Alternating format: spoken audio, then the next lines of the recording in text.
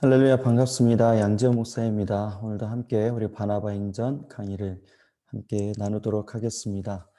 오늘 세계비전의 마지막 시간, 거룩한 공동체라는 주제로 우리 함께 말씀의 은혜를 나누려고 합니다. 어, 거룩한 공동체를 이루고 계십니까? 거룩한 공동체로 여러분 살아가고 계십니까? 라는 주제로 우리가 함께 이 세계비전의 세 번째 시간을 함께 나누려고 합니다. 우리가 세계비전을 공부하는 이유는 하나님이 우리를 창조하신 그 목적대로 살기 위한 그 마음가짐을 우리가 회복하기 위함입니다. 왜 하나님이 우리를 부르셨고 또 하나님 우리를 어떻게 사용하기 원하시고 하나님과 함께 동행하며 살아갈 때에 우리는 어떤 비전으로 살아가야 될지 우리가 세계비전을 통하여서 우리가 함께 배우게 됩니다.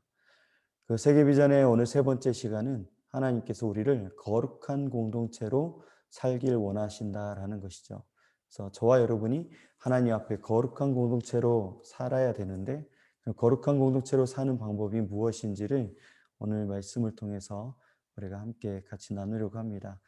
오늘은 우리가 말씀을 굉장히 창세기부터 말라기까지 이렇게 싹 훑어보는 성경 공부처럼 비슷하게 우리가 같이 가게 될 것 같습니다. 여러분 피곤하시지만 함께 집중해서 끝까지 잘 따라오시면 좋겠습니다. 우리가 지난 시간에 배웠던 것은 하나님의 백성은 무엇인가? 하나님의 백성으로 산다라는 것은 하나님에게 우리가 복을 받고 또 하나님으로부터 우리가 사명으로 살아가고 또 거룩하게 행하는 것, 이것을 우리에게 얘기하셨습니다. 우리는 하나님의 소유다. 그러니까 하나님의 복된 소유, 하나님의 거룩하고 특별한 소유다라는 것을 우리에게 얘기를 하셨고요. 우리가 살아갈 때는 어떻게 살아가야 되죠? 사명을 붙들고 우리가 사명을 행하면서 제사장적인 그 삶을 살아야 된다라고 얘기를 했습니다. 그렇게 살 때에 오늘 하나님이 기뻐하시는 거룩한 삶을 살아갈 수 있다라는 이야기를 우리가 함께 나눴죠. 그래서 하나님의 백성의 공동체는 어떻게 살아야 된다고요? 거룩하게 살아야 된다라고 얘기했습니다. 그러니까 개인적으로도 오늘 우리가 하나님 앞에 거룩하게 살아야 되는데 하나님이 이 땅에 남기신 교회, 오늘 저와 여러분이 함께 살아갈 때에는 거룩한 공동체로서 이 땅에서 살아가야 된다라는 것을 오늘 저와 여러분에게 말씀하고 있습니다. 오늘 첫 번째 이제 우리 교환에 보시면은 규례와 법도를 주신 이유가 무엇일까? 이스라엘이 어떤 공동체가 되기를 원하셔서 하나님은 이 규례와 법도를 이스라엘 백성에게 주셨을까? 오늘 그것을 질문을 하고 있습니다. 우리가 잘 아는 이유는 이 규례와 법도를 언제 받았죠? 그 이스라엘 백성이 출애굽해서 하나님의 산 시내산에 도착했을 때 그곳에서 하나님이 십계명과 함께 그들에게 규례와 법도를 주셨습니다. 이것을 두고 뭐라고 얘기하죠? 시내산 언약이라고 얘기합니다. 시내산에서 하나님과의 그 언약을 세우고 하나님이 이스라엘에게 어떻게 살기를 원하시는지를 이야기를 하고 있습니다. 하나님이 원하시는 삶, 하나님이 원하시는 공동체, 그 나라는 어떤 모습인지 오늘 우리가 말씀을 통해서 함께 찾아보도록 하겠습니다. 먼저 레위기 18장 3절에서 5절의 말씀을 보면은 3절의 말씀 먼저 보면 너희는 너희가 거주하는 애굽 땅의 풍속을 따르지 말며 내가 너희를 인도할 가나안 땅의 풍속과 규례도 행하지 말고 너희는 내 법도를 따르며 내 규례를 지켜 그대로 행하라. 나는 너희의 하나님 여호와이니라. 너희는 내 규례와 법도를 지키라. 사람이 이를 행하면 그로 말미암아 살리라. 나는 여호와이니라. 자, 하나님께서 이스라엘 백성을 이 가나안 땅으로 인도하시잖아요. 하나님께서 이스라엘에게 주신 약속의 땅은 가나안 땅입니다. 근데 이 가나안 땅에 이미 살고 있는 가나안 족속들이 있죠. 이 가나안 족속들이 이 농경사의 문화를 형성하면서 그곳에서 살고 있었고 이스라엘 백성은 전통적으로 유목민 생활을 했던 이 유목민의 풍습을 가지고 있습니다. 그러니까 그들의 문화가 부딪히게 됐을 때 이게 참 상반되는 것이기 때문에 이스라엘 백성들이 이 가나안 땅에 정착하면서 살면서 이 농경 문화의 영향을 받을 수밖에 없는 거죠. 그런데 문제는 무엇이냐면 이 가나안 땅의 풍속과 규례가 그냥 일반적인 어떻게 농사를 짓는 방법, 생활 양식을 배우는 게 아니라 그 안에는 그 우상이 담겨 있다라는 것이죠. 농경 문화의 신, 땅에 정착하여 살아갈 때 그들의 하나님에게, 그들의 신에게 구하는 그 이방 문화가 있다라는 것입니다. 그러니까 정착하며 살지 않고 이렇게 유목민의 생활을 하던 이스라엘 백성들의 문화 속에서 정착하는 이 농경 문화는 다른 이방 신을 받아들이는 문제가 될 수가 있다라는 거예요. 이 문화라는 게 그들의 가치와 그리고 사상이 담겨 있기 때문에 하나님을 섬기는 신앙이 아니라 다른 신을 섬기는 우상 문제에 대한 문제로 그들이 영향을 받을 수가 있습니다. 그래서 오늘 하나님 뭐라고 얘기하세요? 가나안 땅의 풍속과 규례를 행하지 말라. 그리고 너희는 내 법도를 따르고 내 규례를 지켜서 그대로 행해야 된다라고 이야기를 하고 있습니다. 하나님께서 이스라엘 백성에게 가나안 땅을 주셨어요. 그런데 이 가나안의 족속들을 다 정복하고 그들을 죽이고 점령해야 되는 일을 하게 되잖아요. 그러니까 많은 성도들이 너무 좀 잔인하다, 이렇게 성전이라고 해서 모든 거 다 남겨두지 않고 죽이는 이 일에 대하여 하나님의 그 성품에 대하여서 오해하는 경우가 많이 있는 것 같습니다. 근데 오늘 하나님께서 이 아브라함에게 가나안 땅의 약속을 하셨음에도 불구하고 이 400년 이상의 시간 동안 이스라엘 백성들이 애굽 땅에서 있어야만 했던 이유가 무엇이냐면 이 가나안 땅의 그 죄악된 모습들이 가득하지 않았다라는 거예요. 그들이 죄 가운데 있긴 한데 그들의 죄가 하나님의 진노와 심판에 이를 정도로 극심하지는 않았기 때문에 아브라함의 때에 하나님이 가나안 땅에 정복하고 그곳에서 머물게 하지 않았다라는 것을 이야기합니다.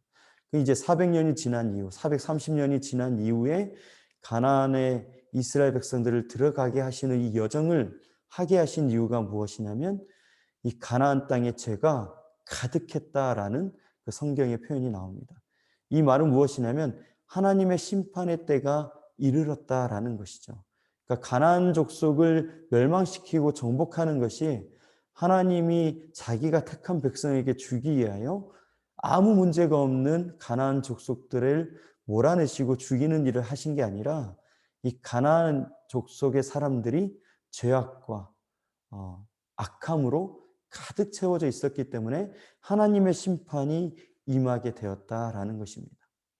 여러분, 하나님의 심판이 가나안 족속에게 임했고 그 땅과 그 자리의 회복이 어떻게 돼요?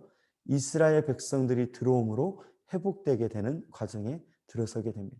그러니까 이스라엘 백성들에게 맡겨진 사명은 무엇이냐면 죄악, 하나님의 심판을 행하는 것과 하나님의 심판 이후에 그 땅을 회복시키고 하나님의 나라를 세우는 데 있다라는 것을 오늘 우리 먼저 이해했으면 좋겠습니다.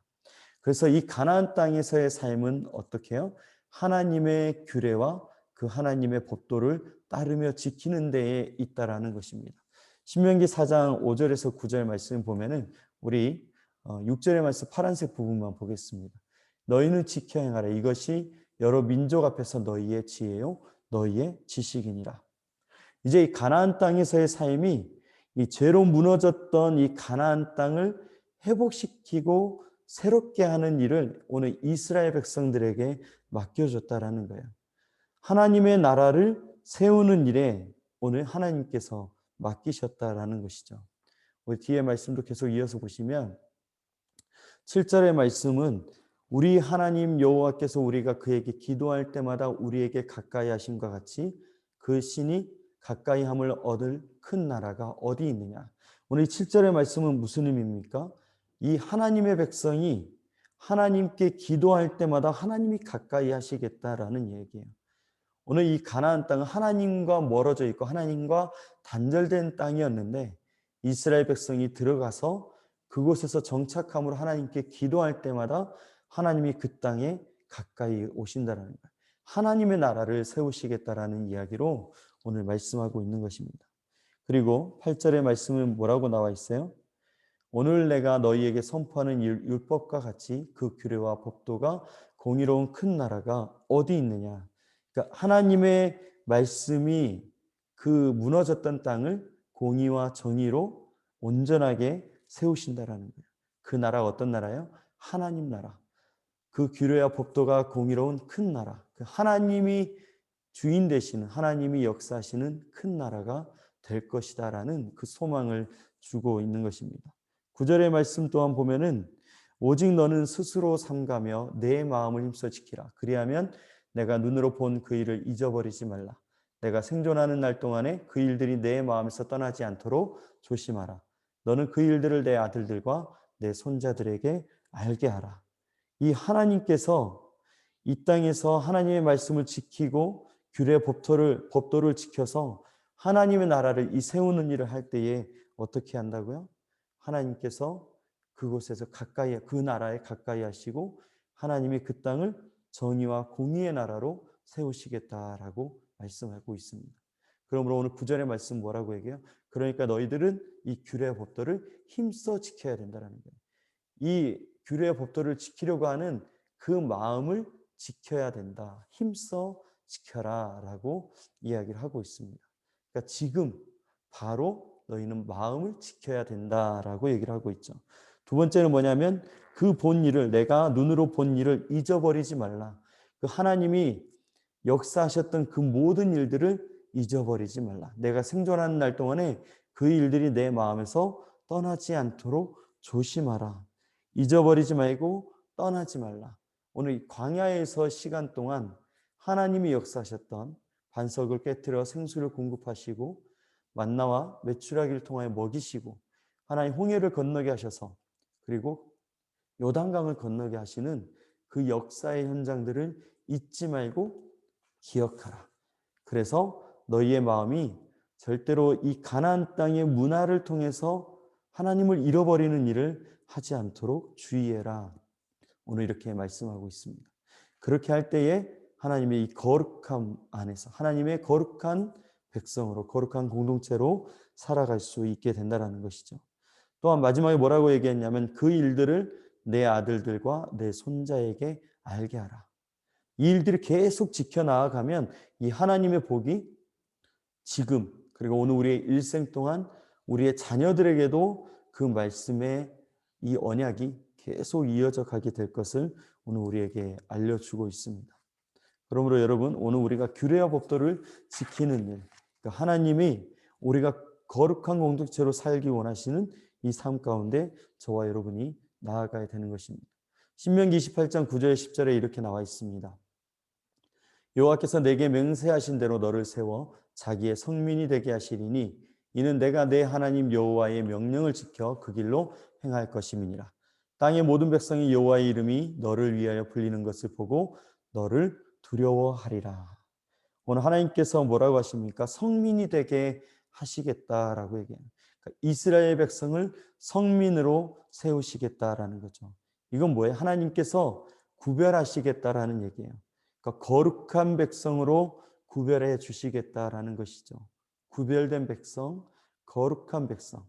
이 백성이 누구야? 결국은 하나님의 백성으로 이렇게 구별하고 거룩하게 하시겠다라고 이야기를 하는 것입니다. 10절의 말씀 보면은 여호와의 이름이 너를 위하여 불리는 것을 보고 너를 두려워하리라. 여호와의 이름이 오늘 이스라엘을 위하여 불리는 것. 여호와라는 이름이 바로 이스라엘 백성을 두고 이야기하는 것이다라는 이야기가 나옵니다. 이야기는 바로 복, 바로 세귤라, 하나님의 소유, 특별한 소유라는 것을 이야기를 하고 있어요. 하나님의 특별한 소유라는 것은 복된 백성이라는 것이죠. 이스라엘이 복된 나라, 하나님의 복을 받은 나라, 하나님의 지키심과 인도함을 받는 나라라는 것을 설명해 주고 있습니다. 즉 규례와 법도를 주신 이유가 무엇입니까? 거룩한 공동체가 되기를 원하신다. 하나님의 백성, 하나님의 나라, 바로 거룩한 공동체로서 존재해야 된다는 거예요. 이스라엘 백성에게, 오늘 저와 여러분에게 그렇게 주님이 원하신다라는 것을 이야기하십니다. 여러분, 거룩이라는 것은 무엇이죠? 이 거룩의 출발은 바로 세상으로부터 하나님께로 구별되는 것이 출발이라는 것이에요. 거룩이란 세상으로부터 하나님께로 구별되는 것에서 시작하여 하나님을 사랑하고 이웃을 사랑하는 것으로 완성된다라고 설명을 하고 있습니다. 그러니까 오늘 우리는 구별돼야 돼요. 우리의 삶이 구별돼야 돼요. 나의 지식과 세상의 가르침으로 살아가는 자가 아니라 하나님 말씀의 규례와 법도를 지켜 행하는 삶으로 우리의 삶이 세워져야 돼요. 이게 바로 거룩한 공동체의 모습이라는 거예요. 삶의 양식이 다른 거죠. 농경사회이기 때문에, 유목민의 생활이기 때문에, 도시에서 살기 때문에, 이 한국이라는 나라에서 살기 때문에 거기에 맞게 살아가는 것이 아니라 우리는 하나님 나라의 백성이라는 그 가치관과 정체성을 붙들고 우리는 구별되어 살아가야 된다는 거예요. 어느 곳에 있으나 어떤 장소 환경에 있으나 우리는 하나님의 백성으로 구별되어서 살아가야 된다는 것을 이야기합니다. 그 하나님께로 구별되는 방법이 뭐예요? 하나님을 사랑하는 데 힘쓰고 그리고 우리에게 맡겨진 이웃을 사랑하는 것으로 완성이 된다는 거예요. 오늘 우리 교회 공동체, 우리의 가정의 공동체, 이 땅의 모든 하나님의 공동체 안에서 우리는 사랑하며 살아가야 된다라는 것을 오늘 저와 여러분에게 이야기를 하고 있습니다. 이게 오늘 첫 번째 질문인 이스라엘이 하나님 앞에 어떤 공동체로 살기 원하세요? 거룩한 공동체로 살기 원하신다라는 것입니다. 자, 이제 두 번째는 무엇이냐? 이제 우리가 십계명을 한번 살펴보려고 합니다. 하나님께서 십계명을 주신 이유가 무엇일까요? 십계명이 우리에게 주시는 법은 어떠한 법인지를 오늘 우리 한번 살펴보도록 하겠습니다. 출애굽기 20장 1절에서 17절에 오늘 말씀이 나와 있죠. 십계명의 말씀이 나와 있습니다. 3절 4절을 말씀을 우리가 볼게요. 너는 나 외에는 다른 신들을 내게 두지 말라. 너를 위하여 새긴 우상을 만들지 말고 또 위로 하늘에 있는 것이나 아래로 땅에 있는 것이나 땅 아래 물속에 있는 것의 어떤 형상도 만들지 말라라고 오늘 이 십계명이 시작이 되고 있습니다. 오늘 우리가 거룩한 공동체가 되기를 원하신다라는 이 주제를 붙들고 오늘 말씀을 보고 있어요. 그러니까 이 거룩한 공동체의 출발이 무엇이냐면 이 거룩의 첫 걸음은 바로 하나님을 사랑하는 거예요. 그러니까 너는 나 외에는 다른 신들을 내게 두지 말라. 너를 위하여 새긴 우상을 만들지 말라. 이게 거룩의 첫 출발이라는 것입니다. 이 가나안 땅에 들어가게 됐을 때에 부딪히는 문제는 뭐예요? 우상 문화. 가나안 땅의 그 우상의 문화가 이스라엘과 부딪히게 된다라는 것입니다. 이 우상의 문화는 이 성적인 타락과 함께 꼭 오게 되어 있어요. 이 우상과 성적인 타락은 어디서부터 나오는 것이냐면 하나님을 향한 불신에서부터 나오는 것이거든요. 그러니까 하나님을 믿지 못하게 만드는 일을 하는 것이 바로 우상과 성적인 타락의 문제다라는 것입니다. 오늘 우리가 이 땅에 가득한 건 무엇일까요? 하나님에 대한 불신이에요. 그러니까 무신론자, 그러니까 나를 믿고 살아야 되고 세상을 경험한 만큼 이 돈을 붙들고 살아야 된다라는 이 땅의 가르침이 하나님을 향한 불신을 우리에게 주게 된다라는 것을 이야기를 합니다. 그리고 또한 가르치는 건 뭐예요? 우리의 사는 동안에 이 쾌락을 추구하고 정욕을 추구하고 욕심을 추구하게 만들어요. 그러므로 이 쾌락을 추구하게 되니까 이 성적인 타락으로 나아가게 되는 것이죠. 그러니까 오늘 이 세상의 가치관이 오늘 우리 안에 영향을 줘서 하나님을 향한 이 거룩에 대해서 무너뜨리는 일을 할 수가 있다라는 거예요. 그러니까 이 가나안 땅에 들어가려고 하는 이스라엘 백성에게 너희가 거룩하길 원한다. 이거 무엇이에요? 하나님을 사랑하는 게 무너지지 않아야 돼요. 하나님을 향한 그 신실함과 진실됨이 무너지지 않아야 된다. 그래서 첫 번째로는 하나님 사랑이 우리에게 필요한 것입니다. 또한 7절의 말씀 보면 너는 내 하나님 여호와의 이름을 망령되게 부르지 말라. 오늘 이 말씀에 대한 의미를 참 많은 해석을 합니다. 그러니까 하나님의 이름을 함부로 부르지 말라라는 의미로 해석을 하는데요. 오늘 이 거룩한 공동체로서 살라라는 말의 의미를 통해서 우리가 생각할 수 있는 것은 두 가지 의미를 생각하면 좋겠습니다. 하나님의 이름을 망령되게 부르지 말라라는 것은 불경건함으로 하나님의 이름을 불러서는 안 된다는 거예요. 그러니까 불신앙적인 의도를 가지고 하나님의 이름을 사용해서는 안 된다라는 거죠. 믿음이 없는 자, 그러니까 저 세상의 사람들은 믿음의 대상으로서 하나님의 이름을 부르는 게 아니라 불신앙의 대상으로, 조롱의 대상으로 하나님의 이름을 사용한다라는 것을 우리는 깨달아야 됩니다. 그러니까 오늘 나도 하나님의 이름을 부를 때에 불신앙과 그리고 믿음의 대상이 아니라 의심과 하나님을 향한 불건전한 의도로, 불경건한 의도로 사용하지 말아야 된다라는 것을 이야기를 합니다. 또 하나님 앞에 우리는 두 번째로 개인적인 욕심을 추구하는 방법으로 하나님의 이름을 불러서는 안 된다라는 거예요. 오늘 우리가 하나님 앞에 나아갈 때에 하나님이 나의 하나님이 되길 원한다라는 의미로는 살아서는 안 됩니다. 우리가 이 주어 바꾸기를 배웠잖아요. 하나님이 내 편이 아니라 내가 하나님의 편이 돼야 된다라는 것을 우리는 기억해야 됩니다. 여러분, 야곱이 그 야복강가에서 천사를 만나 밤새 씨름을 했잖아요. 천사와 씨름을 할 때 그때 뭐라고 얘기하냐면 너는 내 편인가 하나님 편인가, 그 하나님을 배웠다라고 이야기를 하잖아요. 하나님의 얼굴을 만났다, 하나님 얼굴을 배웠다라고 얘기를 하는 것처럼 오늘 우리가 하나님 앞에 진실함으로 신실함으로 나아가야 된다라는 것이죠. 하나님을 만난 사건이 있는데 또 여호수아 사건이 있잖아요.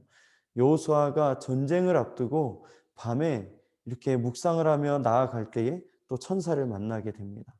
그때 군대 장관 천사를 만나게 될 때에 어떻게 되냐면 여호수아가 그 밤에 어떤 사람을 만나니까 두렵잖아요. 너는 누구의 편이냐 물어봤을 때, 너는 내 편이냐 아니면 저들의 편이냐 물어봤을 때 그 사람이 뭐 천사가 뭐라 얘기하냐면 나는 너희의 편도 아니고 저기 편도 아니고 만군의 여호와 하나님의 편이다라고 얘기를 했어요. 그러니까 무엇을 얘기하려고 하냐면 하나님이 나의 하나님이 아니라 언제나 나는 하나님 안에 있어야 된다는 것이죠.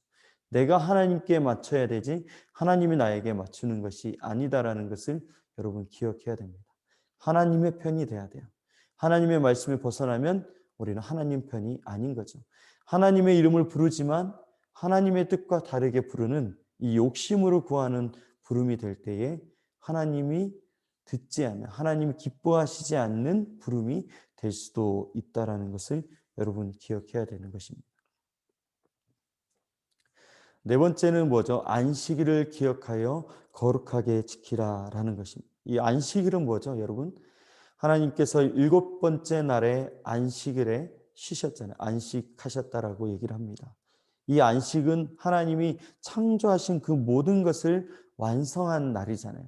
하나님이 만드신 그 모든 것을 완성하고 좋았더라 얘기하시면서 그 모든 것들을 이렇게 누리면서 계시는 상태를 이야기를 하고 있습니다. 즉 하나님의 창조하신 이 완성된 날, 이 안식일을 기억하여 거룩하게 지킨다라는 것은 하나님이 행하신 모든 일을 인정한다라는 것이죠. 하나님이 하신 일을 인정한다라는 것은 그 위대하심을 찬양하는 거예요. 하나님의 그 선하신 창조를 높이는 일을 행하는 것이죠. 그걸 뭐예요? 바로 예배를 드리는 것입니다. 하나님의 행하신 이 모든 창조의 일을 하나님 앞에 찬양하고 경배하고 높이는 이 예배의 일을 행하는 것이죠. 두 번째로 이 안식은 쉼이라는 의미를 가지고 있잖아요. 그러니까 안식, 정말 안식하는 것입니다. 그러니까 안식은 쉼인데 이 안식일에 회복하는 날이고 다시 충만하게 채워지는 날이고 정말 쉬는 날인 것이죠.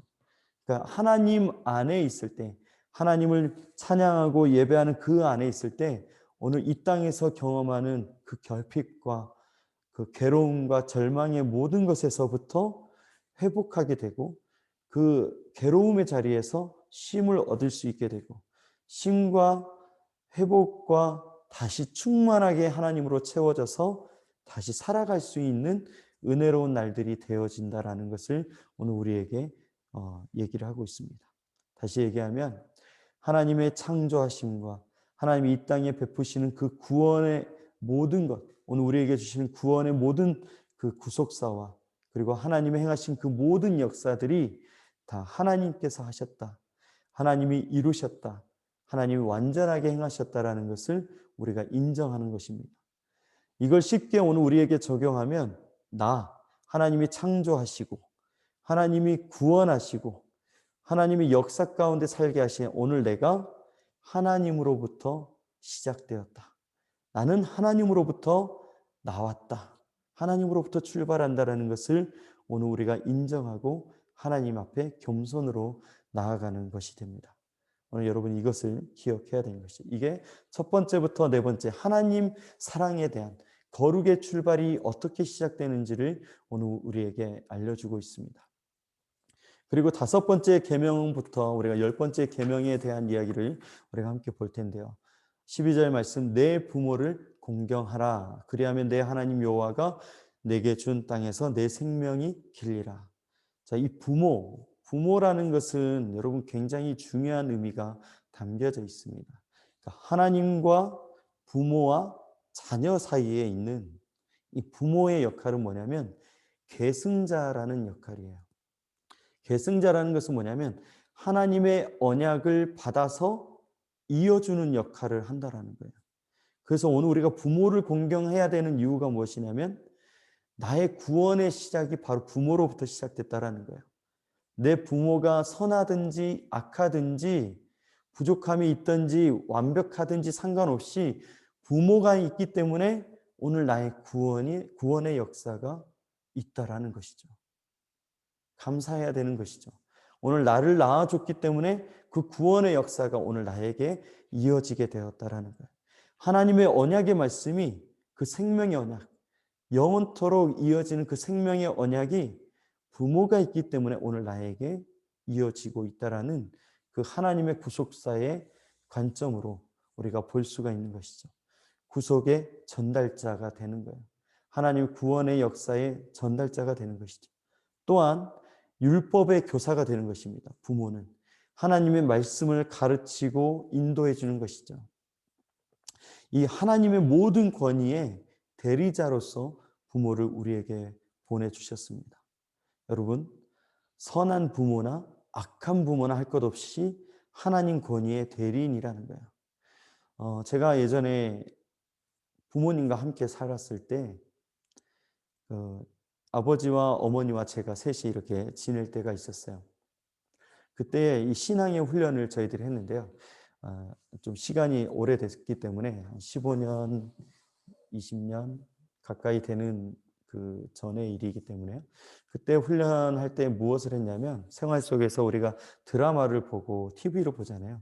TV를 보는 것도 훈련을 했어요. 드라마를 봤던 기억이 있는데 태조왕건 여러분도 보셨는지 모르겠어요. 태조왕건을 보면서 그 프로그램을 보고 끝나면 TV를 끄고 엄마와 아빠와 제가 앉아서 대화를 나눴어요. 오늘 이 드라마를 보고 깨달은 게 뭐냐? 하나님의 관점에서, 하나님 나라의 관점에서 깨달은 것이 무엇인지 서로 이렇게 교제하면서 이야기를 하는 그 훈련을 했습니다. 그래서 이 태조왕건은 실제 있었던 일을 모티브로 만들어진 사극이기 때문에 좀 발견하기 쉬웠어요. 태조왕건이 좀 그리스도인의 입장에서 하나님 나라의 관점에서 이렇게 적용하다 보면 하나님 나라를 세워가기 위해서는 이렇게 뭐 간신도 있고 충신이 있는데 이런 말들 어떤 말을 받아들여야 될지 받아들이지 않고 어떻게 나를 하나님 앞에서 이끌어가야 될지 이런 발견이 좀 쉬웠던 것 같습니다. 근데 하루는 이제 엄마하고 저하고 수요 예배를 끝나고 올라오면 그때 한참 재미있는 드라마를 했어요. 그래서 그 드라마를 봤거든요. 근데 아빠 몰래 봤던 기억이 있습니다. 막장 드라마였거든요. 그 당시에 막장 드라마가 많지 않았기 때문에 굉장히 이게 충격적인 거였어요. 그래서 그 막장 드라마를 보면서 너무 신나게 보고 있는데 아빠가 딱 들어오신 거예요. 엄마랑 저랑 뜨끔하면서 찔렸어요. 그래서 TV를 껐는데 아니야 괜찮아 보자 같이 보자 그러면서 TV를 틀었어요. 끝나고 나서 우리 같이 이야기합시다. 그래서 큰일 났다 하면서 그때 뭔가 집중하면서 뭘 얘기해야 되지? 이렇게 막장 드라마를 봤어요. 근데 끝나고 나서 무엇을 이야기해야 될지 모르겠더라고요. 근데 이제 아버지의 도움으로 이 막장 드라마를 통해서도 하나님의 은혜를 나눌 수 있는 것들이 있구나라는 걸 깨달았습니다. 그러니까 무엇이었냐면 막장 드라마는 이 하나님 없는 세상의 가치관에 대해서 이야기를 해주고 있는 것이었죠. 하나님 없이 살아가는 세상은 이렇게 혼합되고 부정적이고 악하고 추하다라는 것들이 보여지게 되는 거예요. 아, 우리가 하나님을 떠나서는 선한 것이 하나도 없구나라는 것을 배울 수 있었습니다. 제가 이 이야기를 왜 하냐면은 오늘 우리의 부모가 교사가 된다는 거예요. 율법의 교사. 오늘 우리가 하나님 앞에 믿음을 갖게 되어서 하나님의 사람이 되었을 때 우리 부모의 연약한 모습과 죄악된 모습들이 보일 때에도 그 모습조차 우리를 가르치시는 일이 된다라는 거예요. 아, 저렇게 살면 안 된다. 아, 저렇게 살아야 되겠구나라고 오늘 우리는 반면 교사로서 또 좋은 교사로서 오늘 우리에게 세워지게 된다라는 거예요. 그래서 결국은 신앙은 나의 문제이지 우리의 부모의 문제나 다른 사람의 문제가 아닌 철저하게 하나님과 나와의 개인적인 문제라는 것을 우리에게 알려주는 것입니다. 그러니까 여러분, 부모를 공경하셔야 됩니다. 부모를 사랑하셔야 됩니다. 부모를 용서하셔야 됩니다. 이해해 주셔야 됩니다. 그리고 나의 부모에게도 하나님 구원의 역사, 하나님의 역사가 이루어질 수 있도록 우리는 함께 기도해야 될 것입니다. 자, 그리고 이제 살인하지 말라, 간음하지 말라, 도둑질하지 말라, 내 이웃에 대하여 거짓 증거하지 말라, 물은 내 이웃의 소유를 탐내지 말라. 이 모든 이웃에 대한 부분들이 나오고 있잖아요. 첫 번째부터 네 번째는 하나님을 사랑하라. 거룩한 공동체로서 우리가 하나님을 사랑하는 것이 첫 번째고, 두 번째는 내 이웃을 내 몸과 같이 사랑하라는 오늘 예수님의 말씀을 우리가 기억할 수 있습니다. 살인, 간음, 도둑질, 거짓 증거, 이 탐내는 것, 이 모든 것들의 공통점이 무엇이냐면 빼앗는 일이에요. 그리고 깨트리는 것이고 죽이는 일, 해하는 일이 된다라는 것을 오늘 우리는 알 수 있습니다. 그러므로 오늘 우리가 하나님 말씀 안에 이 규례와 법도를 받고 십계명을 받아 살아가는 이유가 무엇입니까? 깨트리고 빼앗고 죽이는 이 땅 가운데서 하나님 안에서 살아갈 때 회복되고 사랑을 누리게 되고 은혜와 충만함으로 살아갈 수 있다는 것을 오늘 우리에게 알려주고 있는 것입니다. 그러므로 사랑하는 여러분, 하나님이 우리를 거룩한 공동체로 살게 하기 위하여 오늘 십계명을 우리에게 주셨다라는 것을 우리가 볼 수 있습니다. 또 이제 성경 안에 이제 여러 가지 오늘 우리가 함께 볼 텐데요. 성막 제도도 있고 레위기의 제사법이 나오고 있습니다. 출애굽기 25장에 보면은 거기서도 성막을 만드는 성막 제도에 대해서 쭉 이야기하고 있고요. 거기와 함께 레위기의 제사법이 또 나오잖아요. 레위기의 말씀 보면은 5가지의 제사들이 나와서 어떻게 제사를 드리는지 이 이야기가 나오고 있습니다. 이 성막과 이 제사는 어떤 이야기를 여러분 하는 것이죠? 바로 하나님 앞에서 사람 앞에서 서로 사랑하고 회복되는 이야기예요.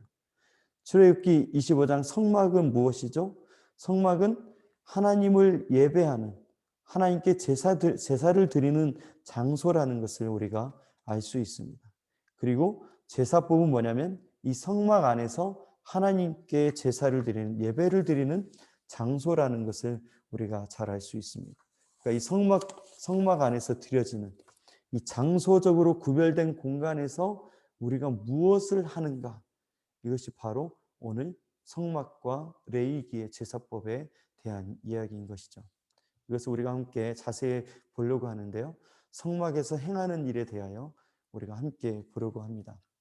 4번의 문제 보면은 성소에서 행하는 일이 무엇이고 이스라엘이 하나님의 백성으로서 특성은 무엇이었습니까? 라는 것을 이야기를 합니다. 오늘 이 부분에 대해서 우리가 말씀을 한번 함께 보면서 우리 답을 함께 찾아보겠습니다. 신명기 12장 4절에서 7절의 말씀인데요. 우리 파란색 부분으로 보시면 그 계신 곳으로 찾아 나아가서라고 얘기를 합니다. 이 성막은 어떤 곳이냐면 하나님이 계신 곳이기 때문에 하나님께 나아가는 것이에요.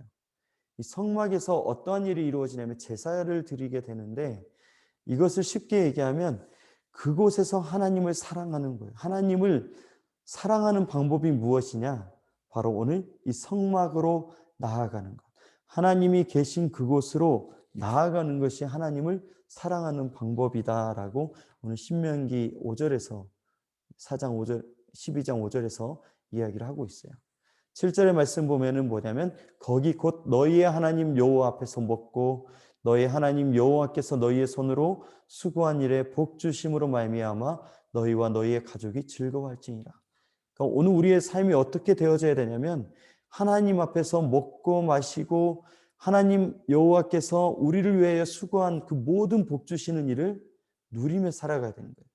그러니까 이게 바로 하나님 안에서 이루어지는 거예요. 이 성소 안에서 이루어진다라고 오늘 우리에게 알려주고 있습니다. 그러니까 여러분 하나님께 나아가는 일, 성소로 가까이 나아가는 일에 힘써야 된다라는 것이죠. 이게 오늘 저와 여러분에게 주시는 일입니다. 교회를 우리에게 허락하신 일이죠. 3-5번, 5번에 보면은 11조, 안식년, 희년, 이상 남기기 제도에 대해서 이제 우리에게 소개를 해주는데요. 그 의미가 무엇인지 오늘 저와 여러분에게 알려드릴게요. 이 거룩한 공동체에게 주신 규례와 법도가 있고 그 생활 양식이 있는데 어떻게 살아야 되냐면 11조의 삶, 그리고 안식년의 삶, 희년, 그리고 이상 남기기의 제도가 있어요. 이게 오늘 이스라엘 백성에게 주신 제도거든요. 이스라엘 백성에게 주셨다라는 것은 오늘 저와 여러분에게도 이 영적인 의미가 남아있고 그 의미를 지키며 살아야 될 그 하나님의 백성의 의무가 있다라는 것입니다. 그래서 이것들을 우리가 한번 같이 찾아서 확인해 보도록 하겠습니다. 여러분 11조 하면은 11조 우리가 말라기의 말씀에 나와 있는 그 11조를 많이 잘 알고 있습니다. 근데 여러분 신명기에도 11조에 대한 이야기가 나와 있어요.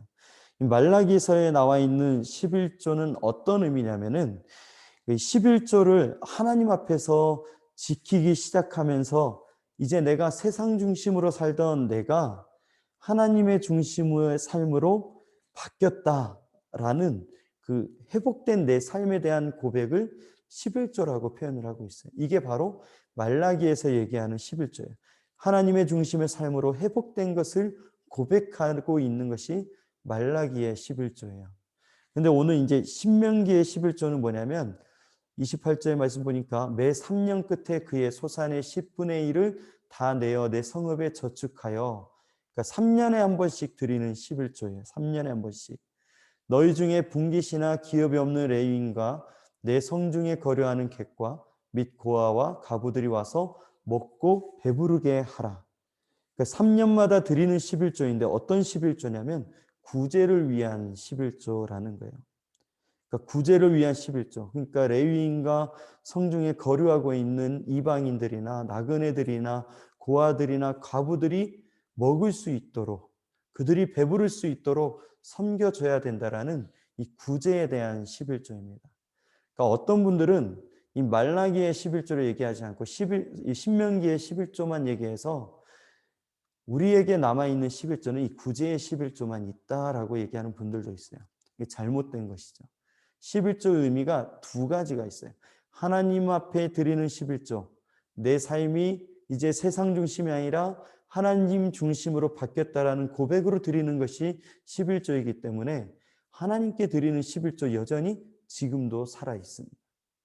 그리고 또한 구약에서 하나님께만 드리는 것이 아니라 하나님 사랑이 사람들, 하나님의 백성들 안에서 이루어져야 되기 때문에 오늘 이웃을 섬기는 그 가난한 자, 고아들, 객들을, 과부들을 먹이는 이 구제의 11조가 있었다라는 거예요. 그 하나님의 그 사명과 삶의 모습이 있기 때문에 부자로서 이 땅에서 살아가게 하는 사람들도 있고 가난하게 살게 하는 사람들도 있고 병이 들어서 살아가게 하는 사람들도 있어요. 하나님의 그 모든 계획 속에서 사람의 모습들이 다릅니다. 다 부자가 되고 싶지만 하나님의 계획 안에서 부자로서 살아야 되는 사람이 있고 가난하게 살아야 되는 사람도 있다라는 거예요. 그러나 그곳에서 우리는 하나님을 섬기는 방법을 배워야 되는 것이죠.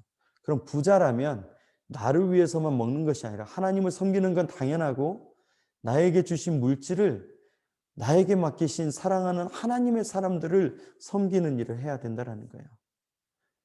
레위인들. 그러니까 레위인은 누구예요? 그들은 분깃이 없는 자들이에요. 기업이 없는 자들. 왜 기업이 없습니까? 성소에서 일하는 사람이기 때문에 그렇습니다.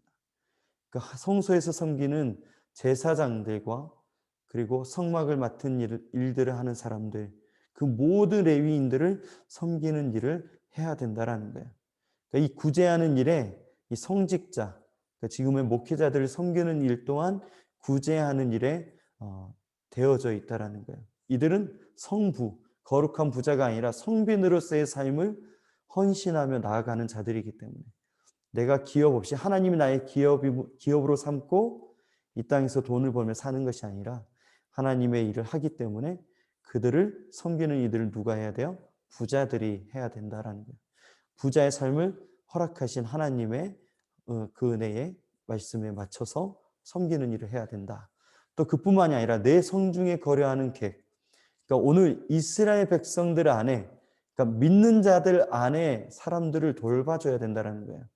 오늘 우리 교회 안에 첫 번째는 교회 안에 가난한 자들, 병든 자들, 연약한 자들을 도와주는 이 구제의 일을 해야 된다는 것이죠.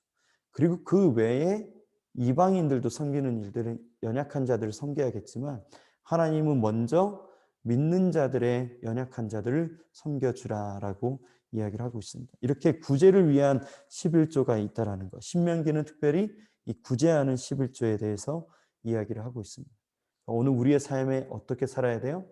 하나님 사랑, 이웃 사랑. 이게 오늘 우리의 규례와 법도입니다.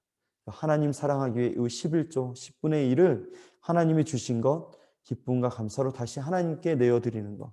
하나님 주셨기 때문에 감사의 고백으로 하나님 중심의 삶의 믿음의 고백으로 드리는 11조가 이루어져야 됩니다.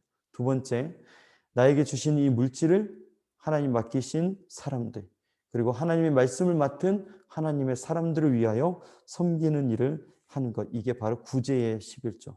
이 두 가지를 해야 되는 것이죠.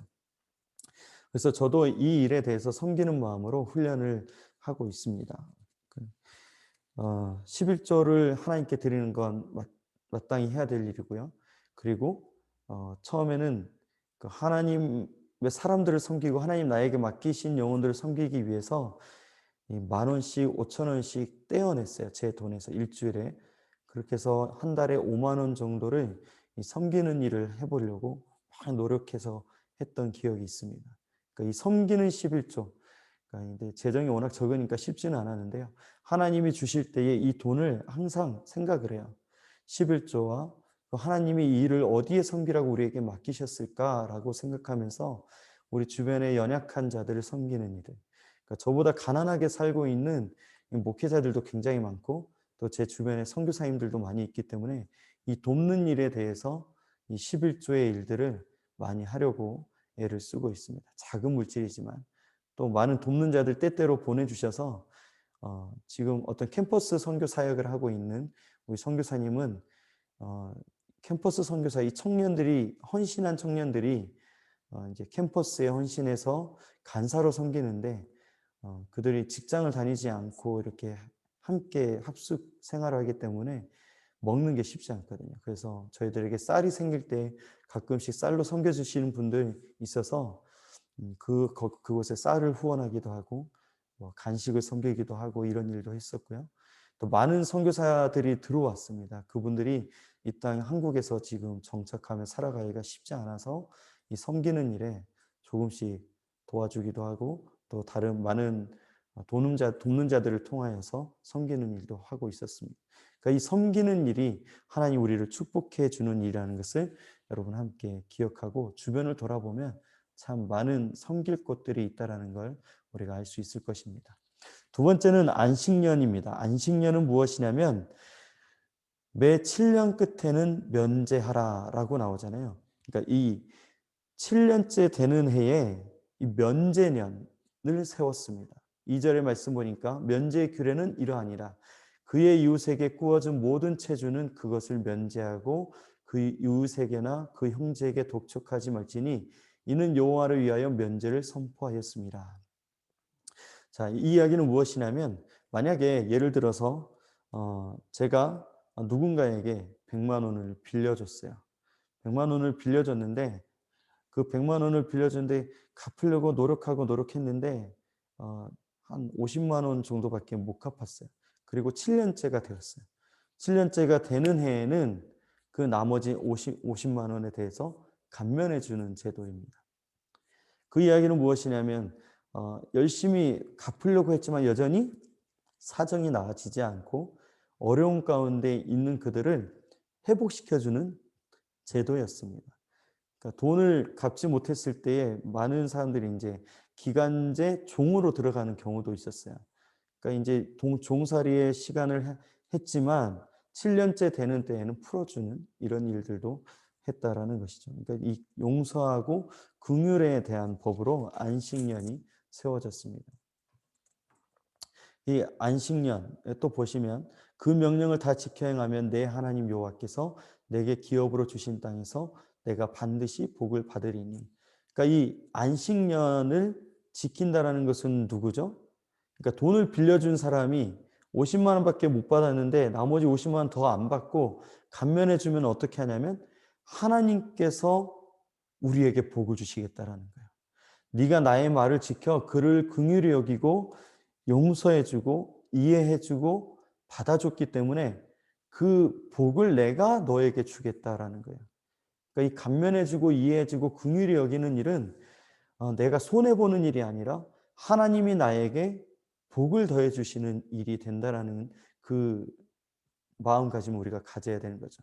하나님이 그 약속을 하셨기 때문에 여러분이 모든 사람에게 베풀 때에 뭐 빌려주고 도와주더라도 그들의 삶의 상황이 바뀌지 않을 수도 있잖아요. 이해해주고 용서해주고 감면해주면 하나님께서 우리에게 복을 더해 주실 것이다. 갚아 주실 것이다. 라는 이야기를 하고 있는 것입니다. 자, 여러분 이제 안식년뿐만이 아니라 이 희년이라는 것이 있습니다. 희년. 희년은 무엇이냐면 이 50년째 되는 해요. 7, 7에 49, 그러니까 7년의 안식년이었잖아요. 7년이 7번 되고 그 다음 해인 50년째가 되었을 때를 거룩한 해로 선포하는 거예요. 그러니까 50년째에 거룩하게 하여 그 땅에 있는 모든 주민을 위하여 자유를 공포하라. 이 해는 너희에게 희년이니 너희는 각각 자기의 소유지로 돌아가며 각각 자기의 가족에게로 돌아갈지라. 여러분 이때는 어떠한 일들이 일어나냐면 그러니까 많은 사람들이 땅을 담보로 삼고 이렇게 돈을 빌려받거나 하다 보면 그러니까 하나님의 기업으로 받은 땅들이 있잖아요. 그러니까 12족속에게 이스라엘 백성이 12족속에게 주신 땅들이 있어요. 각 가문마다 받은 땅이 있어요. 그런데 빌리다 보면 이 땅을 팔게 되는 경우가 있고 담보로 잡히는 경우가 있게 돼요. 그런데 이 50년째 되는 해에는 하나님이 주신 기업을 다시 회복할 수 있는 기회가 되는 거야. 만약에 같은 민족이지만 이스라엘 민족들 가운데 종살이를 하고 있던 사람이더라도 이 안식년에 회복되지 못한다고 할지라도 50년 되는 이때에는 종살이하던 그 이스라엘 백성 그리고 하나님이 주신 기업을 잃어버린 그런 가문과 족속들 그리고 많은 잃어버린 모든 것들이 온전히 회복되는 해가 희년이다라는 것이죠. 다시 돌려받게 되는 거예요. 이게 바로 하나님의 법입니다. 하나님이 주신 것들을 잃어버리지 않고 다시 회복할 수 있는 때가 바로 희년이죠. 그러니까 이 희년의 날을 영적인 의미로 언제 우리에게 나타나냐면 바로 예수 그리스도가 다시 오시는 그때에 오늘 우리가 구원받았으나 여전히 우리가 이 땅에서 결핍과 부족함과 질병과 죄악과 어려움들을 경험하고 살고 있잖아요. 구원의 완성이 이루어진 그날이 언제예요? 주님이 이 땅에 오시는 날. 이게 희년이죠. 주님이 오시는 그날에는 우리가 잃어버리고 고통과 괴로움의 모든 시간들이 끝나게 되는 날이다라는 것이죠. 이 희년의 의미가 오늘 저와 여러분에게 있는 것입니다. 그러니까 여러분 오늘 우리 가운데 이 희년이 이루어질 수가 있습니다. 오늘 우리가 잃어버린 것, 부족한 것, 아직 이루어지지 않는 그 모든 것들이 희년이 오면 회복되게 되는 거예요. 하나님 앞에 거룩한 공동체로 살기 위해서는 이 모든 하나님의 것들이 회복될 수 있도록 하는 삶을 살아간다라는 것을 오늘 우리에게 알려주고 있습니다. 이게 이제 이스라엘의 제도였습니다. 또 한 가지는 이삭 남기기 제도가 있었습니다. 레위기 23장 22절 말씀 보면요. 너희 땅에 곡물을 벨 때에 반 모퉁이까지 다 베지 말며 떨어진 것을 줍지 말고 그것을 가난한 자와 거류민을 위하여 남겨두라. 나는 너희의 하나님 여호와이니라. 아멘. 자, 오늘 이제 이스라엘에게 이제 밭과 논이 있다고 한다면 그 곡식들을 거둬들이는 추수할 때에 이 모퉁이 부분, 이 끝부분은 다 베지 말고 또 곡식을 베고 곡식단을 거두다가 떨어진 것들은 어이구 떨어졌다 하고 주워서 챙겨가는 게 아니라 떨어진 것도 그대로 두고 가장자리의 것들은 오늘 이 가난한 자와 거류민들을 위해서 남겨둔다라는 거예요. 왜냐하면 오늘 이 성경 이웃을 사랑하는 모습으로 오늘 이삭 남기기라는 제도를 주었습니다. 부자들에게 온전히 다 거두지 말고 그 연약한 자들을 위하여 남겨두라라고 이야기를 하고 있습니다. 나는 너의 하나님 여호와이니라. 이게 하나님의 법이다라는 거예요. 여러분 이걸 남겨두는 자들은 하나님을 경외하는 삶을 사는 거예요. 이웃의 사랑을 실천할 때 그가 하나님을 경외하는 자구나라는 것을 알 수 있게 되는 것이죠. 그가 섬기는 삶을, 베푸는 삶을, 이해하고 용서하고 구제하는 삶을 살아갈 때에 그가 어떤 사람인지 알아요? 하나님을 경외하는 사람이다라는 것을 알게 된다라는 거예요. 그래서 오늘 우리가 말씀을 지키는 자는 이 하나님을 경외하는 자의 삶을 살게 되는 것입니다. 이게 하나님의 모든 제도가 바로 의미하는 바가 뭐예요? 하나님을 경외하는 방법을 알려주는 거예요. 오늘 우리가 11절을 왜 지켜요? 11절은 하나님을 경외하는 방법이기 때문에 그래요. 나의 믿음의 고백, 이제 나로 살지 않고 하나님 중심으로 살고 있다는 그 믿음의 고백, 이게 바로 하나님을 경외하는 그 고백이라는 것이죠. 안식년, 그러니까 내가 이해하고 베풀어주고 용납하는 것이 뭐예요? 바로 하나님을 경외하기 때문에 하는 것이죠. 희년, 모든 것이 다 풀어지고 회복되는 삶, 이게 바로 하나님을 경외하고 살아가는 거예요. 주님이 오실 날을 기대하며 살아가는 것, 희년을 바라보며 살아가는 것이죠. 주님이 오실 날을 기대하는 것, 하나님을 사랑하기 때문에 기다리고 있는 것입니다. 이삭 남기기, 마찬가지로 가난한 자와 거류민을 위해 섬기는 삶이 오늘 바로 하나님을 경외하는 자들의 삶의 모습이다라고 이야기를 하고 있는 것입니다. 하나님께서 이스라엘에 대해서 기대하시는 바가 무엇일까요? 오늘 6번의 말씀 보면은 하나님은 이스라엘이 어떤 공동체가 되기를 바라실까요? 오늘 우리에게 질문하고 있습니다. 신명기 15장 7절에서 11절 말씀인데요.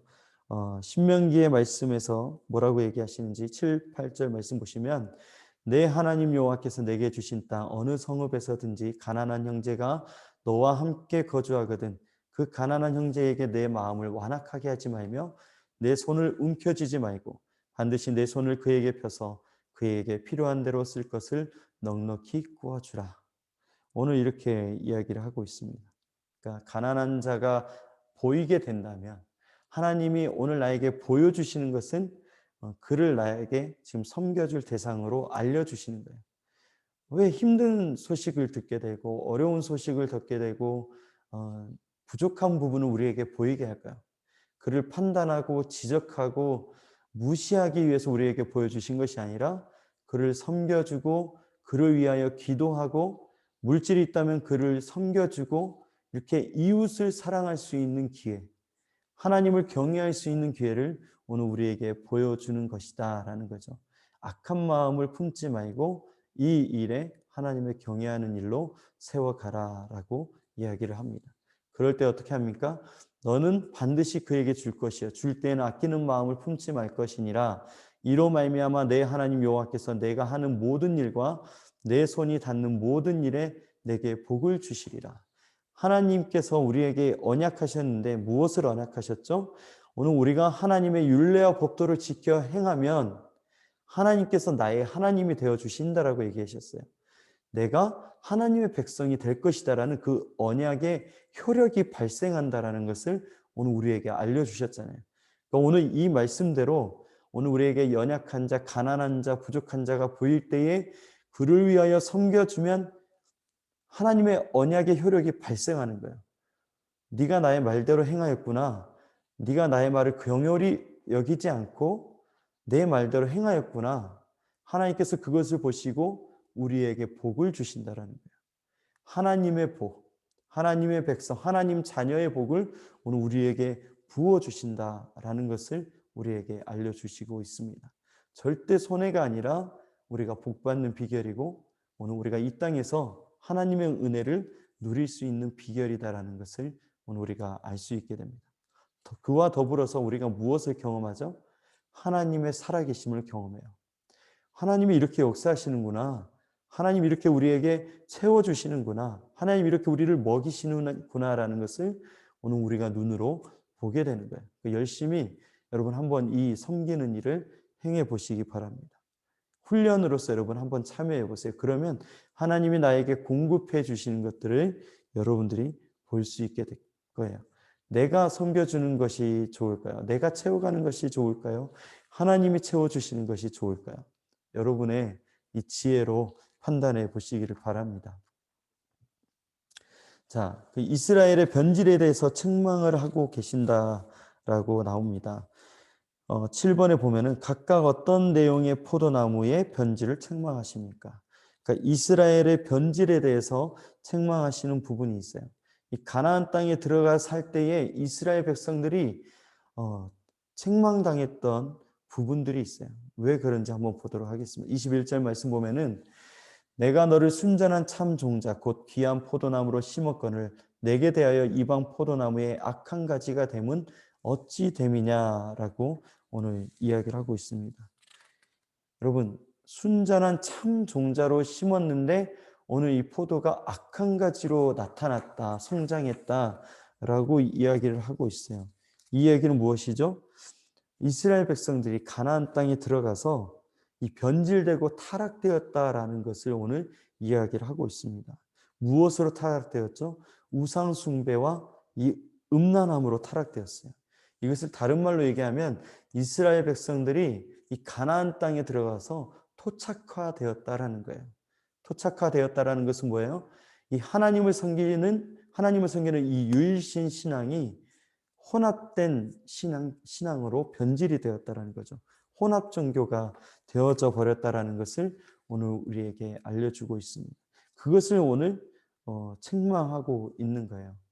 열왕기상의 말씀에 보면은 이 요시아 왕의 이 종교 개혁이 나옵니다. 요시아 왕이 이 타락한 이스라엘 이렇게 혼합되어 버린 종교를 개혁을 하는데 이 신명기 말씀을 중심으로 그가 개혁을 일으켜요.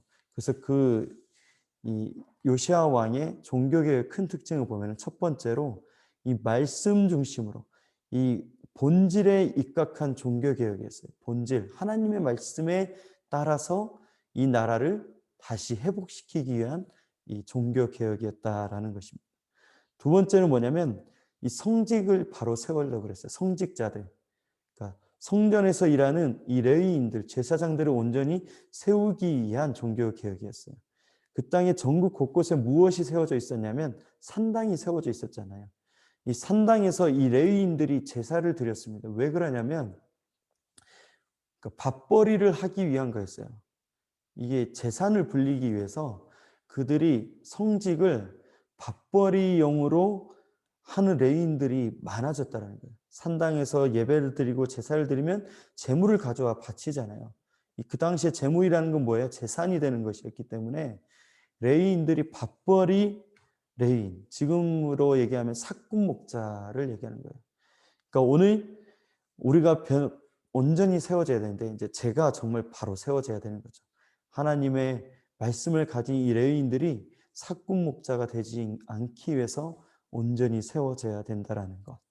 그러니까 이 산당들을 무너뜨리는 것. 이 땅에서 먹고 마시는 일에 매여 묶여서 살지 않도록 항상 깨어 있는 하나님의 사람이 되어야 된다라는 것을 이 요시아가 이렇게 종교 개혁을 했습니다. 세 번째는 뭐냐면 이 혼합주의를 깨트리는 일을 했습니다. 혼합주의. 이 성전 안에 있는 그 모든 우상들을 깨트리고 불태워버리고 녹여서 없애버리는 일을 했습니다. 그러니까 우상을 깨트리는 일을 했죠. 모든 우상을 파괴하는 일을 했습니다. 그러니까 오늘 이 이스라엘에 무엇을 책망하고 있어요?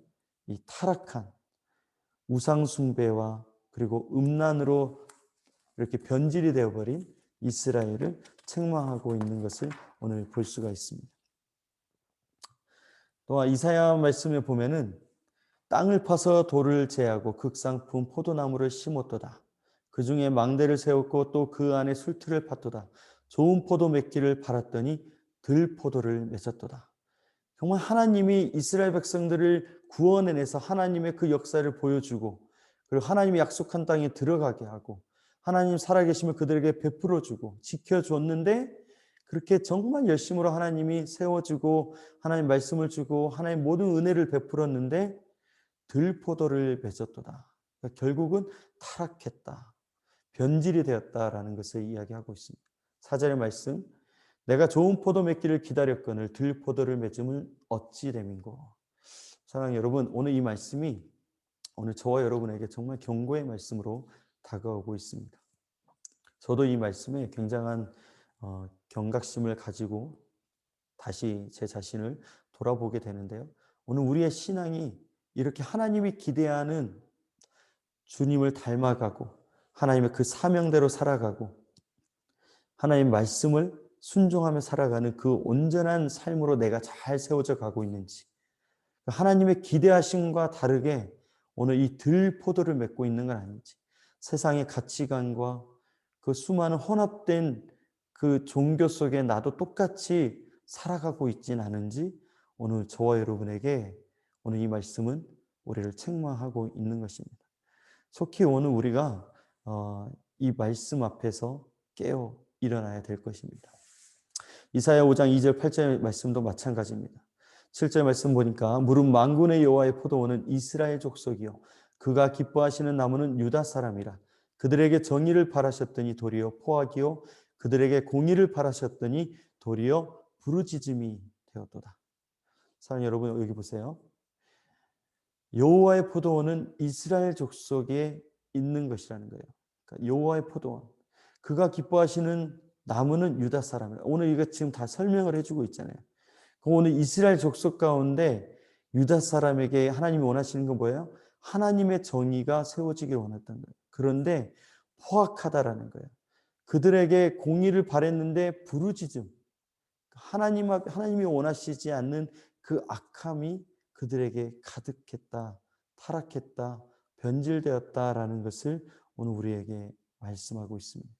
사랑하는 여러분, 오늘 우리가 하나님 앞에서 어떤 모습인지 오늘 이사야의 말씀을 통해서 우리가 깨달아야 됩니다.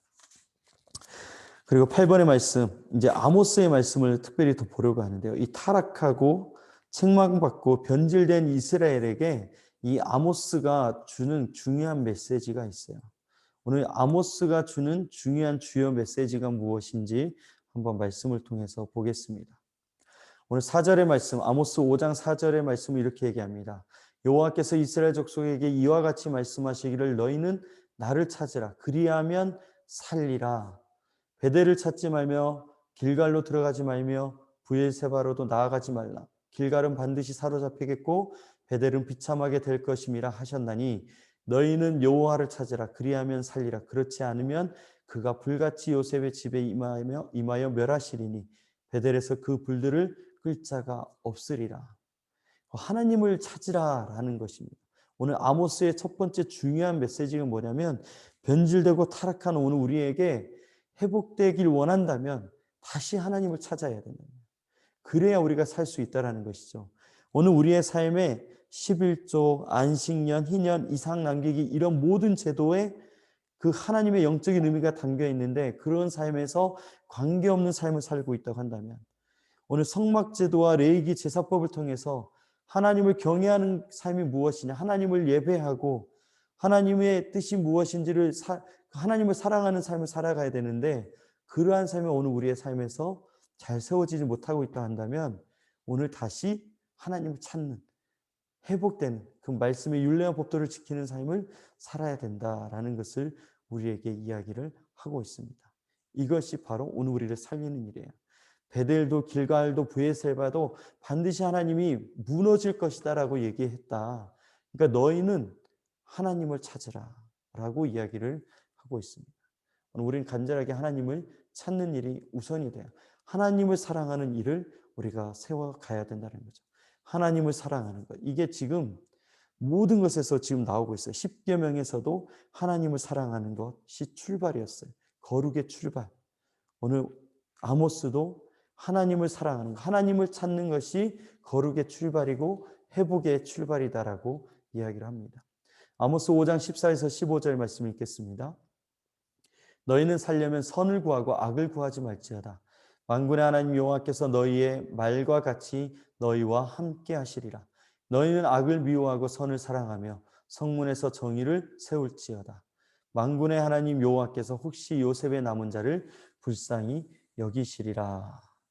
오늘 14절 아모스 14절 5장 14절 15절의 말씀에 이야기를 하고 있습니다. 두 번째는 뭐냐면 하나님의 이 정의와 공평을 온전히 세워야 된다라는 거예요. 하나님의 정의와 공평이 세워져야 돼요. 하나님의 사랑, 그 이웃을 사랑하는 것, 하나님 사랑과 이웃 사랑이 온전히 세워져야 된다라는 거예요.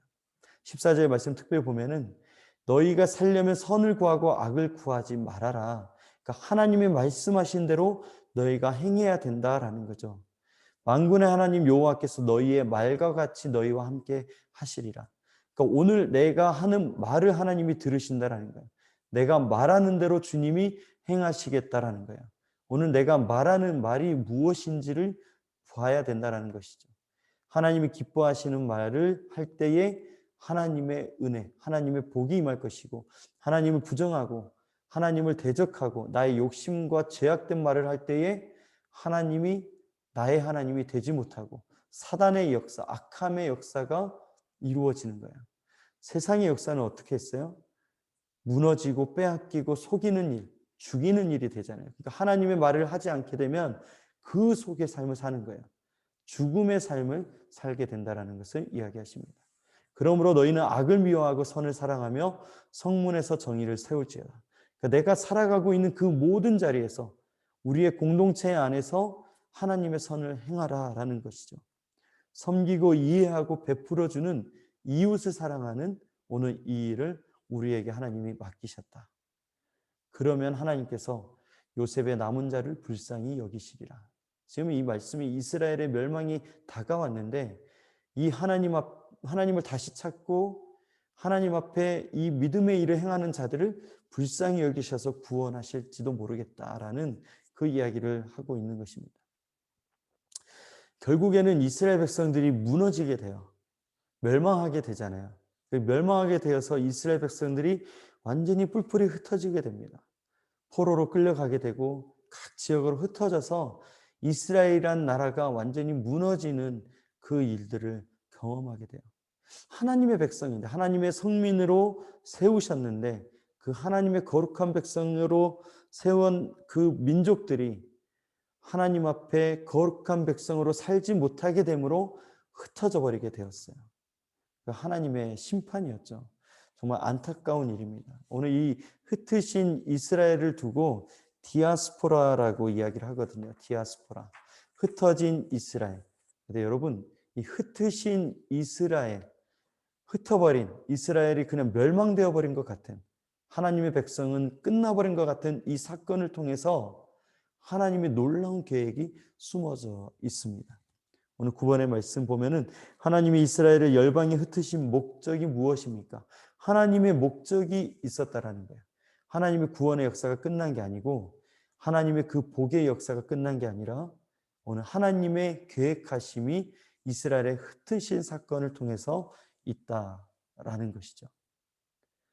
오늘 그것을 함께 보겠습니다. 에스겔 12장 15절 말씀 보면은 내가 그들을 이방인 가운데로 흩으며 여러 나라 가운데에 해친 후에야 내가 여호와인 줄을 그들이 알리라. 흩어져 버린 이스라엘이란 나라가 멸망했지만 포로로 끌려가게 되었지만 그때서야 오늘 이스라엘이 깨닫는 건 뭐예요? 내가 여호와인지를 그들이 알리라. 그러니까 여호와 하나님, 여호와 신앙의 회복이 그때서야 일어나게 될 것이다라는 거예요. 결국 하나님이 이스라엘 백성을 흩으신 이유는 무엇이냐면 하나님을 사랑하는 그 믿음을 회복하기 위해서, 하나님의 그 사랑을 이해하고 깨닫게 하기 위해서 그들을 흩으셨다라는 거예요. 이때에야 이들이 정말 진정으로 하나님을 사랑하게 되고 하나님 앞에 살게 된다라는 게, 이게 첫 번째 하나님의 흩으신 목적이었습니다. 그런즉 너는 말하기를 주 여호와의 말씀에 내가 비록 그들을 멀리 이방인 가운데로 쫓아내어 여러 나라에 흩었으나 그들이 도달한 나라들에서 내가 잠깐 그들에게 송소가 되리라 하셨다 하고. 여러분, 여기 두 번째 비전이 나오는데, 하나님의 두 번째 목적이 나오는데, 하나님께서 이방인 가운데로 쫓아내어 버리고 여러 나라로 흩어져 버리게 하셨는데, 하나님이 그 흩어진 그 나라에 살게 하시고 이방인 나라 가운데 살게 하셨는데, 하나님 뭐라고 하시냐면 내가 잠깐 그들에게 성소가 되리라.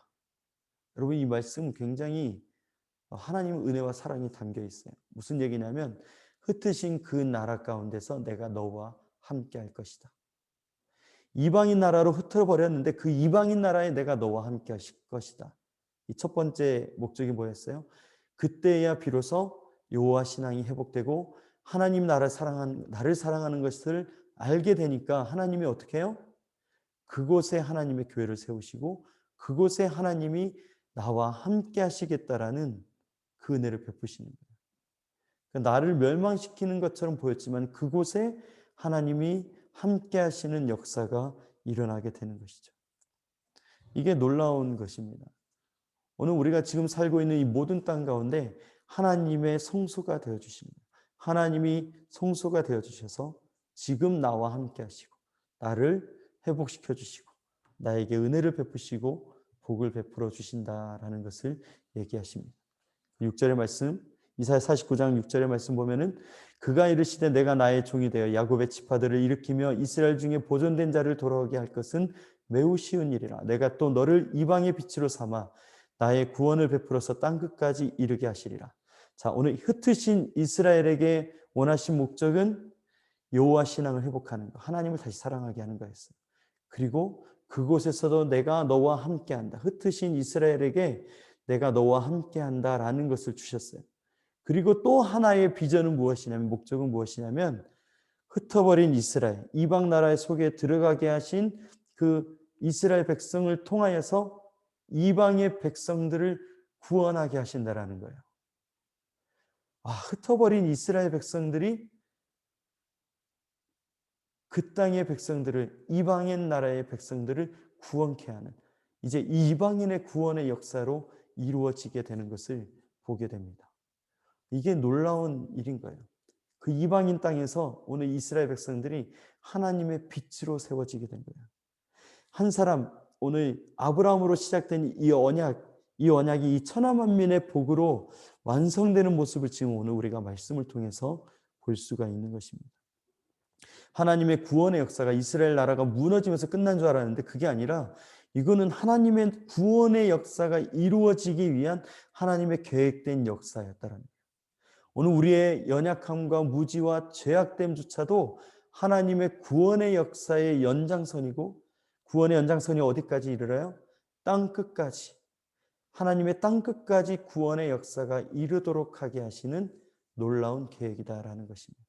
사랑하는 여러분, 오늘 우리는 처음부터 지금까지 완전한 적이 없다라는 사실을 여러분 기억하셨으면 좋겠습니다. 여전히 우리는 죄인이다라는 것을 여러분 기억하셨으면 좋겠습니다. 그러므로 우리에게 역사하시는 하나님, 부족한 우리를 통하여서 땅 끝까지 구원의 하나님의 사람으로 우리를 세워가시는 그 여정에 동참하시는 저와 여러분이 되었으면 좋겠습니다. 여러분, 성경의 중심에 구약은 창세기부터 모세오경, 역사서, 시가서, 선지서로 이렇게 되어져 있고, 신약은 복음서, 서신서, 계시록으로 되어져 있습니다. 이 안에 모든 중심은 뭐예요? 바로 구속사예요. 하나님의 구원의 역사라는 거예요. 이스라엘이 세워지고 무너지고 이스라엘이 타락하고 회복되어지고 무너지고 하나님을 떠나고 돌아오고 이 모든 것들이 하나님의 그 구원의 계획의 여정 속에 있었다라는 거예요. 복음서를 이어서 예수 그리스도가 결국 오시게 되었고 그리고 그 예수님을 믿는 교회가 세워지게 되었고 그 교회들이 이 땅 가운데 하시는 모든 일과 그리고 마지막 계시로 그 모든 일에 완성하기 위하여 예수님이 다시 오실 것이다라는 이 성경의 모든 중심에 오늘 하나님의 구속사가 담겨 있다라는 거예요. 이제 오늘 우리도 이 땅을 살아가는 여러분, 계시록의 완성이 되기 위하여 주님 오실 날이 완성이 되기 위하여 오늘 우리에게도 이 사명이 담겨져 있는 거예요. 선교하고 거룩한 삶을 살아가는 것. 이게 저와 여러분에게 맡겨진 삶이다라는 것을 여러분 기억해야 됩니다. 그래서 거룩이란 것이 무엇이었어요? 세상으로부터 하나님께로 구별되는 것으로 시작된다. 하나님을 사랑하는 것으로 시작되는 거예요. 그리고 그 하나님의 사랑을 이웃을 사랑하는 것으로 나타낼 때 하나님의 이 거룩한 삶이 완성되어지는 것입니다. 사랑하는 여러분, 오늘 저와 여러분은 거룩한 공동체로 오늘 우리 비전교회에 불러주셨습니다. 오늘 우리 비전교회가 하나님을 사랑하는 것으로 세워져야 돼요. 한 사람 한 사람이 하나님의 사람으로 세워져야 되고 또 우리 안에서 서로에게 이웃을 사랑하는 그 섬김과 이해와 이끌어주는 그 사랑으로 채워질 때 놀라운 거룩한 공동체가 되어질 것입니다. 자, 세계비전의 마지막 시간 저와 여러분이 함께 했는데요. 사랑하는 여러분, 오늘 우리 여주동행은 나의 개인의 하나님이 나에게 원하시는 믿음의 삶의 모습입니다. 이 믿음의 개인의 각자에게 주어진 믿음의 삶의 모습이 합해지면 어떻게 돼요? 그게 교회의 하나님이 원하시는 모습으로 세워지는 거예요. 결국 하나님 나에게 원하시는 것은 거룩한 삶이에요. 하나님이 교회에게 원하시는 것은 거룩한 공동체예요. 결국 같다라는 것입니다. 그러니까 오늘 우리가 거룩한 삶을 통하여서 거룩한 공동체를 세워갈 수 있는 믿음의 삶을 살아가는 저와 여러분이 되었으면 좋겠습니다. 네, 지금까지 여러분 함께 해주신 것 감사합니다. 전반기 교육은 아무래도 오늘로 마무리될 것 같습니다. 5월 달부터는 우리가 함께 또 저녁 기도도 하고 또 여러 가지 공동체 사역과 새로운 실제적인 교회 사역에 우리가 집중하기 원합니다. 우리가 배운 것을 잘 실천하는 것이 중요하잖아요. 우리가 지식으로 남지 않게 하고 행함으로, 섬김으로, 그리고 정말 실제적으로 하나님 앞에 구별된 말씀과 기도의 삶으로 세워져서 끝까지 여주동행하며 우리 교회를 거룩한 공동체로 세워갈 수 있는 오늘 저와 여러분이 되었으면 좋겠습니다. 함께 이 훈련에 참여하신 여러분이 우리 비전교회에 단단한 믿음의 씨앗, 믿음의 뿌리가 되어서 우리 교회가 거룩하게 세워질 수 있도록 여러분의 헌신하고 섬기는 모습을 기대하도록 하겠습니다. 그동안 함께해 주셔서 감사합니다. 여러분 주님의 이름으로 사랑하고 축복합니다. 그동안 감사했습니다. 여러분 그럼 안녕히 계세요.